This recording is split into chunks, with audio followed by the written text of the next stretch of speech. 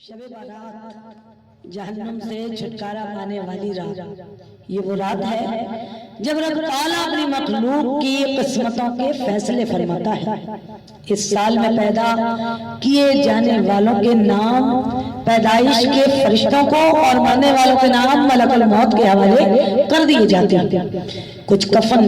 آسمانوں پر تیار کر لیے جاتے ہیں اور ان کے پہننے والے اللہ کے فیصلے سے بے خبر بازاروں میں، دکانوں پر، کاروبار میں مصروف رہے ہوتے ہیں۔ سال میں کس کے رزق میں اضافہ کرنا ہے، کس کو تنگ دستی میں رکھنا ہے، کس کی اولاد بڑھانی ہے، کس کی اولاد مٹانی ہے، کس نے مصیبتوں کا سامنا کرنا ہے، کس نے خوشیوں بھری زندگی گزارنی ہے، کس نے حج ادا کرنا ہے، کس نے عمرہ ادا کرنا ہے، کس نے بیماری میں زندگی گزارنی ہے اور کس نے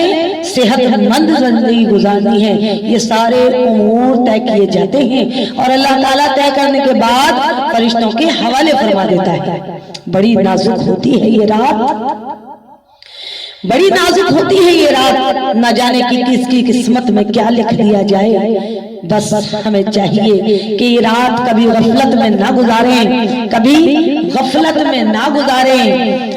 اللہ سے اپنی زندگی مانگیں، اپنے گناہوں کی معافی مانگیں، جو کر بیٹھے ہیں ان کی توبہ مانگیں، اپنے رب سے آنے والی زندگی اور اپنی نسلوں کے رزق کو مانگیں، جہنم سے پناہ مانگیں، عذاب قبر سے پناہ مانگیں، صحت و تندرستی والی زندگی مانگیں، اپنی اور اپنے والدین کی بخشش مانگیں، بخشش والی زندگی مانگیں، اپنی اور اپنے والدین کی بخششیں مانگیں، اپنی نسلوں کی بخششیں مانگیں، اپنے رب کو اپنے سجدوں سے، اپنے قیام سے، اپنے روزوں سے، اپنے فرائض سے اور اپنے نفلی عبادات سے، تلاوت قرآن سے راضی کر لیں، کیونکہ جگہ جی لگانے کی دنیا نہیں ہے، یہ عبرت کی جا ہے، تماشا نہیں ہے۔ اجل نے کسرا ہی چھوڑا نہ دارا، اسی سے سکندر صفاتے بھی ہارا، پڑا رہ گیا سب یوں ہی ٹھاٹ سارا، ہر ایک لے کے کیا کیا حسرت سدھارا۔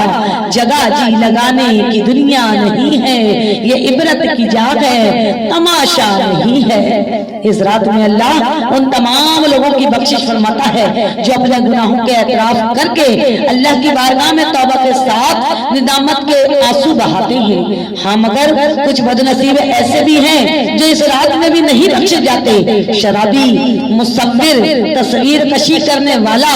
والدین کا نافرمان، جادو کرنے اور سیکھنے والا، یہ وہ لوگ ہیں جو اللہ ان تمام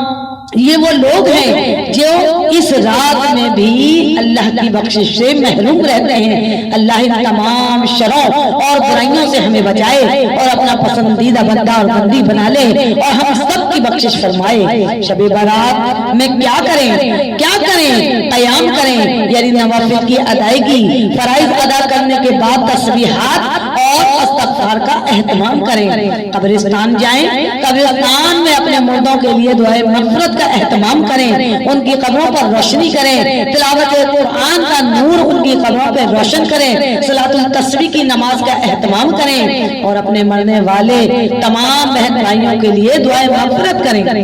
اپنی اور اپنے مرنے والوں کی بخشش کی دعا مانگیں، یہ سوچ کر کہ ہو سکتا ہے یہ رات ہماری آخری شب بارات ہو، اس میں مرنے والوں میں ہمارا نام بھی ملک الموت کو دے دیا گیا ہو، تو رو رو کر اپنے رب کو راضی کریں اور روزہ بھی رکھیں، کیونکہ حضور کریم صلی اللہ علیہ وآلہ وسلم اس ماہ میں کثرت سے روزے رکھتے تھے اور 15ویں شب قیام کر کے دن کو روزہ رکھتے اور فرماتے کہ کیونکہ اس رات میں مرنے والوں کے نام اللہ کریم ملک الموت کو دے دیا کرتا ہے، تو میں یہ پسند کرتا ہوں کہ جب میرا نام ملک الموت کو دیا جائے تو میں حالت روزے میں ہوں، یعنی کہ میں روزے کی حالت میں